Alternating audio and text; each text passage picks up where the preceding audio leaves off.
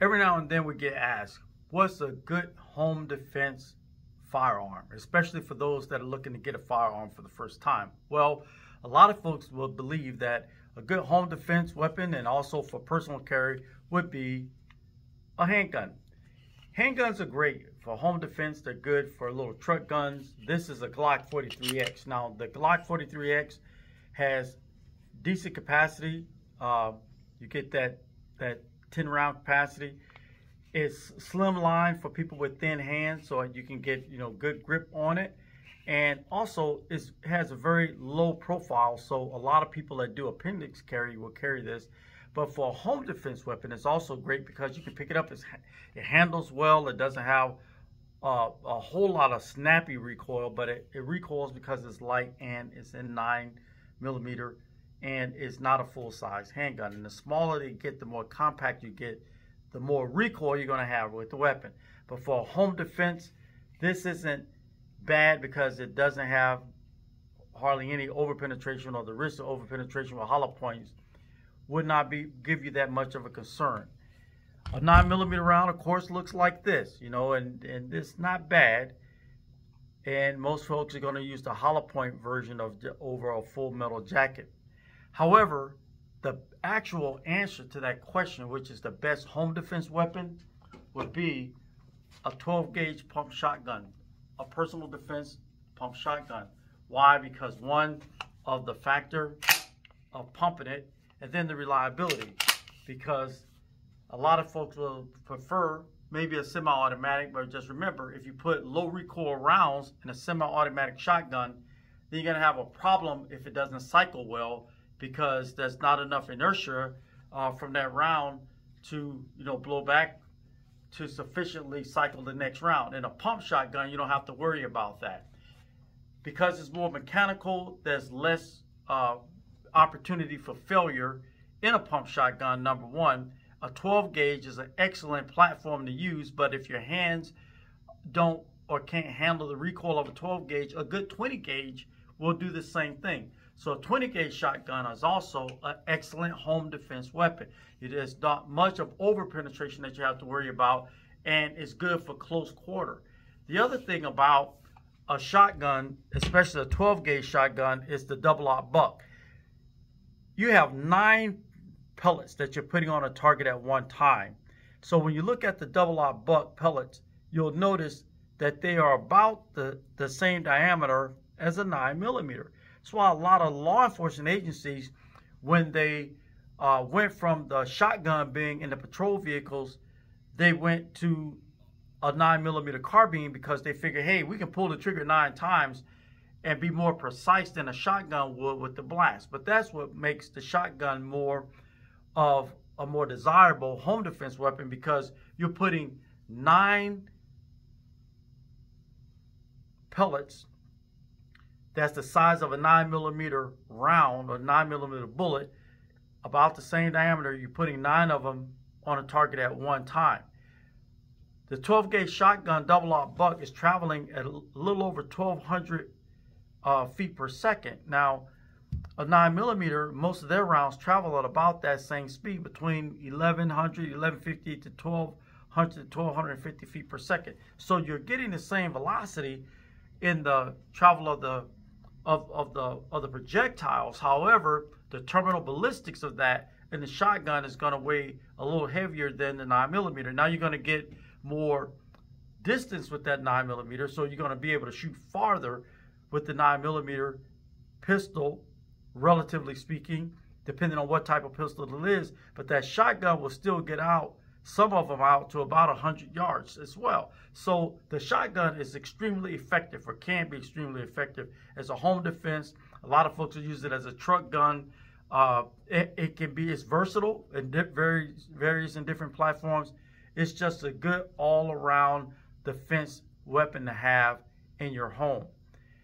So if you were going to use a 9mm, you have to pull the trigger 9 times to get 9 rounds downrange. And if you have a limited magazine capacity, let's say 10 in a Glock 43X, or even if you had 2 15-round magazines, that's 30 rounds. So you have to pull that trigger at least 15 times and then reload. In that 12 gauge shotgun, one pull is 9 of these.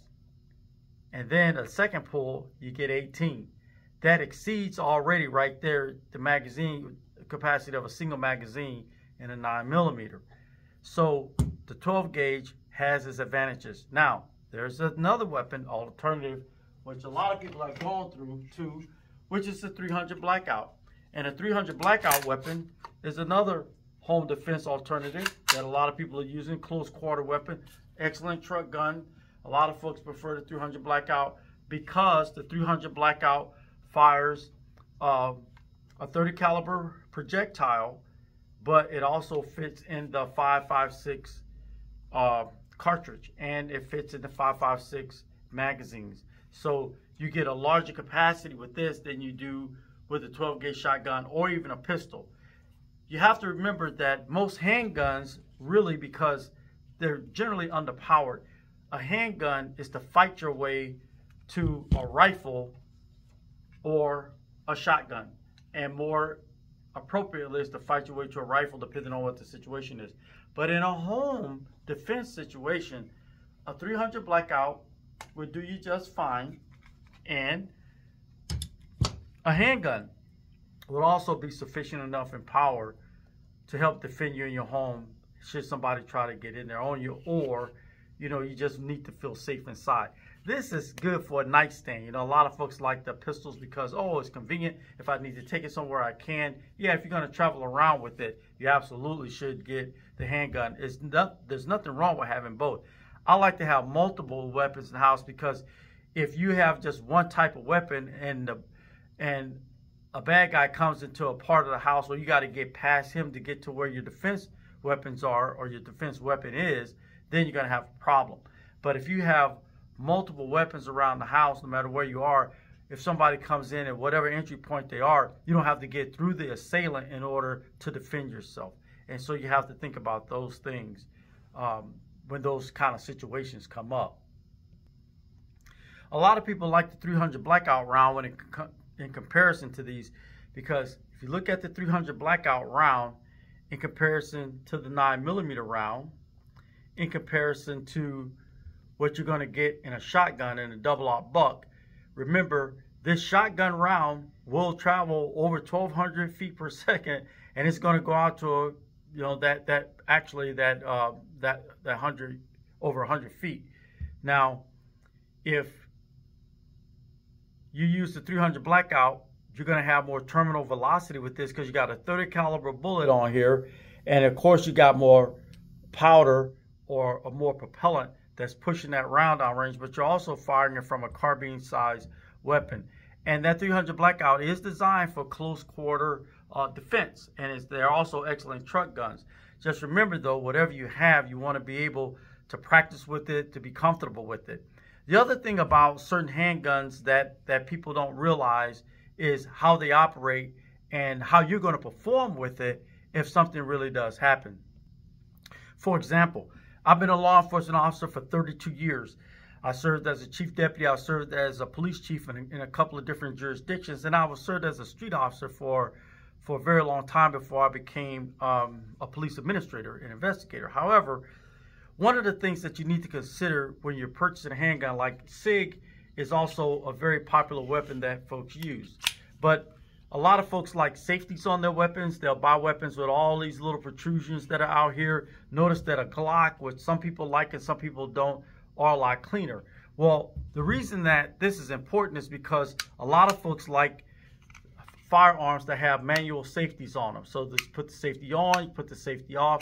But in a life-threatening critical situation, and unless you practice with this all the time, you're going to have to remember if the safety is on or off, especially if there's no markings on it to let you know that. But one of the first things that erodes in a life-threatening situation where your adrenaline is going are your fine motor skills. And to move a safety, as simple as that seems, in a controlled environment, one of the first things that's going to go is that fine motor skill, because you're going to pick up the firearm and you're going to just want to pull the trigger and it's going to fail to perform. And then you're going to have to think about why isn't this thing working? And then you go to tap, rack, bang, and all of that, and you're going through this drill of trying to remember what to do next. When as, for example, with the Glock, where the safety is built into the trigger, there are no external mechanisms out here to try to remember when your fine motor skills go out of the window. If you practice enough to remember draw and fire, when you draw and fire, fingers on the trigger, you squeeze it back, the round goes down range. So there's nothing wrong with a lot of these other weapons, but whatever you have, especially if you prefer them to have these external safeties and mechanisms and other little, cute little things that make the gun look cool and all of that, make sure you understand how those things operate should they fail. But also remember that in a critical threat situation, your fine motor skills are also going to be greatly diminished. Just like people that close one eye to shoot, I guarantee you that in a life-threatening situation, your brain and your adrenaline are not going to let you close one eye. In a threat situation, it's, oh crap, your eyes are taking in as much light and information as possible. You're not going to have the ability to close one eye to do anything. So as you practice and develop your skills in self-defense and you go out and practice, you need to learn to also practice shooting with both eyes open. If you haven't had an instructor to teach you how to do that, then you need to find another instructor that will. Because in real life situations, I mean, we need to play the way that we train, because you're going to really revert back to your training whenever a critical situation comes. That's why when cops were using revolvers way back in the day, they used to train them that when they fired a course of fire, they would pick up the brass and put it in a pocket. Well, then they started finding cops shot dead with spent rounds in their pocket, because in a critical shoot situation, their brain was trained that, okay, after I fire, I got to pick up this brass and put it in my pocket. Bad deal. Whatever you practice or however you practice is the way you're going to really respond when something really does happen. So it's important that you remember those things. And as your skills develop, then do more complex shooting. Start shooting where the target is actually moving, or where you're moving around, and don't get so locked into, I'm standing in this weaver stance, or I'm standing in this modified stance, or I'm in this bladed stance, and I'm shooting at a paper target that's just standing there waiting for me to shoot it. Because in real life, threats don't stand still, they move, and most of the time they're firing back. I'll see you on the next video.